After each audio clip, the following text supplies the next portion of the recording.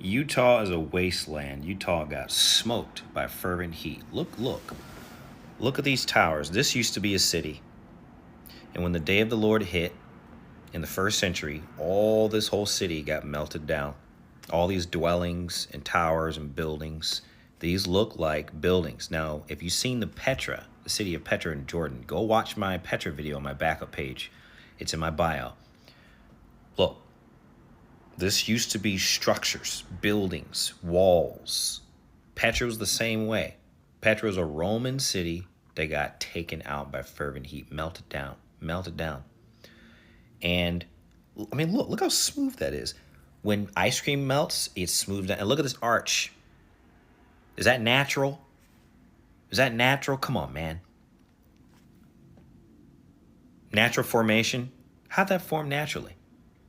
2 Peter chapter 3, verses 10 through. Peter is talking about during the day of the Lord, fervent heat hits and the elements melt. Okay. Now, Utah got smoked. The Grand Canyon got smoked. Look how smooth that's melted, man. It's deformed and melted. And that's a bridge up there. You think that's a natural formation? That's a bridge. That's a sandstone bridge. And look at the drip downs. This looks like a sphinx that got melted down and deformed from fervent heat. Look at that. Looks like a structure. Looks like a building to me. I was just in Egypt a month and a half ago looking at this with my own eyes. That's a sphinx, and this over here looks like a melted sphinx with its head removed, possibly. And this over here looks like a pyramid or some type of structure. Okay?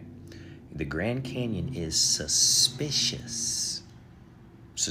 And that's why they don't let you go in certain places in it.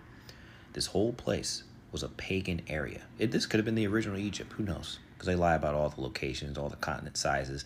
They hide information off the maps. So who knows what the Grand Canyon really is? And it was smoked with fervent heat. That much is clear. This is all melted. I can see it clear as day. Melted. This is an elevated, high-up view of the Grand Canyon. And this looks like it got struck by lightning.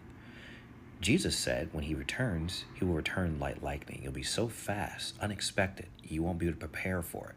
And perhaps his judgment also was actual lightning, destroying areas, melting places down. Grand Canyon got smoked, okay? And other places got buried. Volcanoes erupted, earthquakes, all that stuff. First century catastrophes. It seems like Christ returned.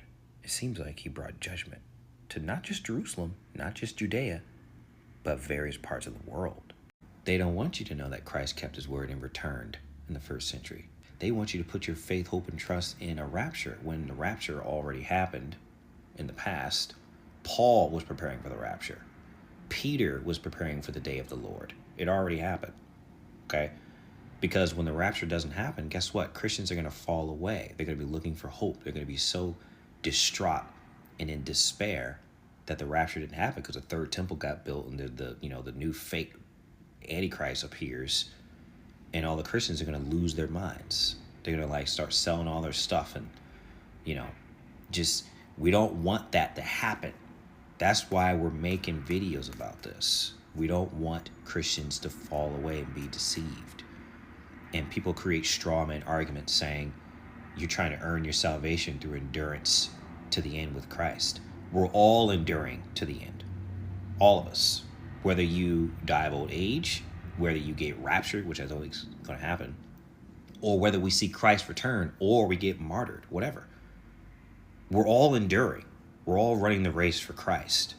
It's not a works-based thing where we're trying to earn salvation. That's a straw man. No one's saying that. But every Christian is enduring with Christ. Every single one of us.